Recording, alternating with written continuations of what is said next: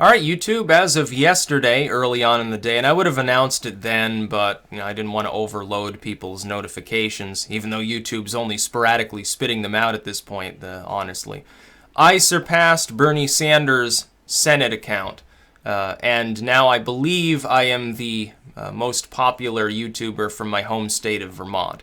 Now, I can't be sure because there could be someone with like 1 million subscribers that just we don't know where they're from and they're actually like living in Burlington or something. It's always a possibility, but I'm pretty sure Bernie Sanders was at the top of the heap. Now I'm at the top of the heap. On Facebook, he's got a huge advantage. I think he's got hundreds of thousands of followers there. I've got like 5,000 people on my Facebook page, but that's not my natural habitat.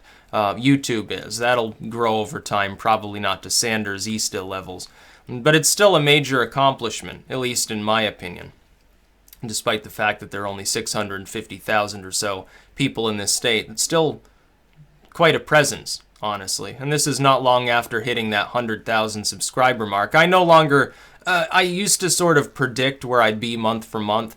Now, because my subscriber count suddenly shoots up and then it slows down for a few days and then it just has all these weird ups and downs, I can no longer even predict where the hell I'm going to be at like by the end of this year. It'd be fruitless to bother. I could give an over and under. I'd say maybe 160,000 would be sort of that level for the end of this year or something like that. And it could be 300,000 or it could be 110,000 by the end of the year. I have no way of knowing anymore. It's impossible. Also, YouTube plays around with its algorithm, so how the hell am I supposed to know? Anyways, though, the channel surpassed 100,000 subscribers less than 2 weeks ago, and now it's getting up towards 106,000. It's growing pretty rapidly, all things considered, and to surpass Bernie Sanders, his own Senate account, is pretty cool, honestly. It's pretty funny. It's actually quite funny. I'm not going to count his 2016 campaign account in the total. Because that one's handled by sort of DC staffers. It's also now inactive. It's no longer in use because his campaign ended. So even though that one's at like 150 or something like that, it's probably going to lose subscribers over time because it's no longer actually putting out material. So it's sort of a non-issue. It's not an actual competitive account on YouTube because it doesn't have any purpose. Even if he were to campaign again, it wouldn't be that account he's using. It'd be like Sanders 2020 or something like that. So what would be the point?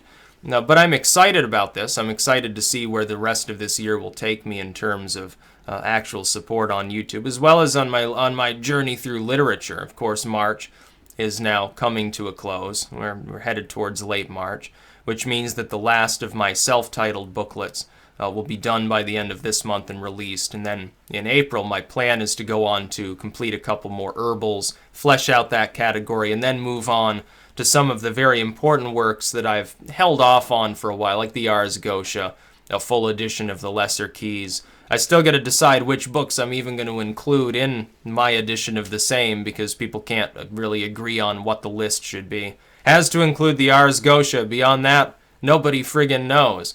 I think the other major YouTuber from this part of the world, from literally this county, was an account. He just called himself Fat Man. Yeah, that was who the main competitor was. I think Fat Man Reborn, if I remember correctly, is the username on his latest account. He had one, and then it got deleted or banned or something. He deleted it. And then he had this new one. It's got like 9,000 subscribers or thereabouts. He's actually from this same general region. He's from the Rutland metro area. And his entire account was apparently, hey, I'm overweight and I eat stuff on cam, and you can pay me to eat certain foods. It took donations in order to buy food to eat on camera. And it doesn't seem to have panned out for him, I suppose. Vermont is not exactly known for its significant social media presence. UVM, their account, I don't know how many subscribers they have, but it's not very many.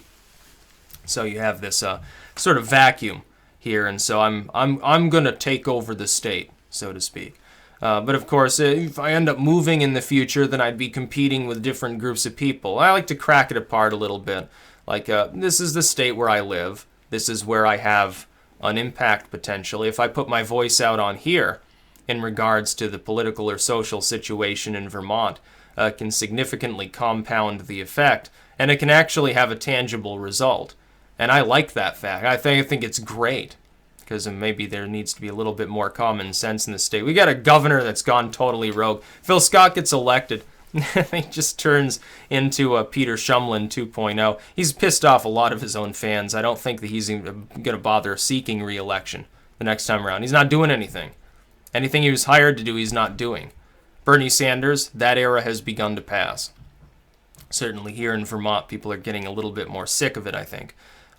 We defeated the far left, so the Sioux Minters. Not that it really mattered long term. I cast a ballot for Listman, though, so don't blame me for the fact that Phil Scott became governor. So yeah, just passed over the Bernie Sanders threshold. Now I'm going to shoot for the moon. I want the channel to grow as quickly as possible. Of course, I'm going to need more help, I think, at this point from my subscribers to help that happen, spreading the material around, making sure you turn your notifications on, click the little bell, because I have a feeling that YouTube is throttling notifications for political YouTubers, probably because they're releasing that cable package for $35 a month or something like that. I think that may be the culprit, or it may just be a routine algorithm change. It doesn't really matter. They can do what they want with their site. I don't really have a problem with it, but then other people need to help channels that they support along, potentially over time. It started to, why are you even partnering with these corporations? The idea of YouTube was independent users. You know, just let them have their channel and put their material on it. Fox News already has a channel. CNN has a channel. Why the hell do they need some streaming service through YouTube? I don't think it's going to be as popular as they hope that it's going to be.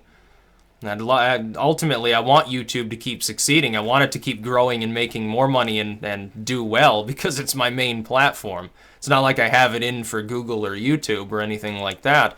I would look at this deal and I'd say it's probably bad mojo for them in terms of their growth long term. Because you got hundreds of millions of individual users, then you favor a few dozen corporate entities.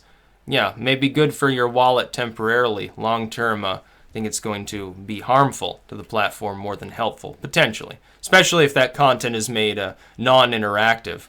Again, that defeats the purpose of YouTube. So yeah, I've surpassed Sanders. Hooray! Yeah, I can't wait to get the silver play button. I'm still waiting for the notification. Once I put in the info there, it can take 8 to 12 weeks to even get the play button, though. So we're looking at a time frame where if I get the notification like today, we're looking at sometime in probably June or something that I would actually get it. So it's going to take a while, but it's still worth the wait, honestly. I can't wait to see it. It's going to be some pretty cool stuff. I will do an unboxing. And again, I've decided to keep it because it's gonna have some nostalgia associated with it. I'm almost more Styx at this point than I am my real biological self. Most people who know anything of me, they've never seen me in person. They've only seen a semblance of me on a computer screen. It's kind of surreal, and I intend to make a video on that subject in the future as well. That's about all. Peace out.